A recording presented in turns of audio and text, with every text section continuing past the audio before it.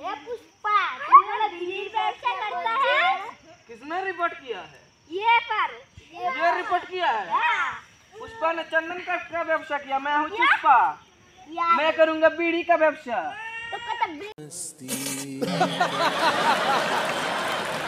बच्चा करेगा। बीड़ी का व्यवसाय तो हम नहीं छोड़ेंगे। चलो थाने में गए थे बीड़ी को। दामेट को हमको तो अटका के दिखा। हम कल बीड़ी लेके गया था और आज हम चंदन कट का बीड़ी नहीं, हम चंदन कट का मसला लेके जाएंगे। दामेट को अटका के दिखा। ठीक है जा।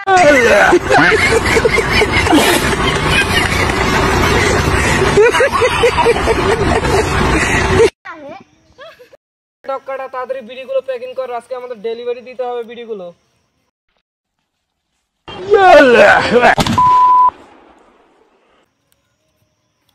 আমি আবার শুনছি সে ডক্টরটা জানিস বিড়িটা কি হয়েছে বলতো?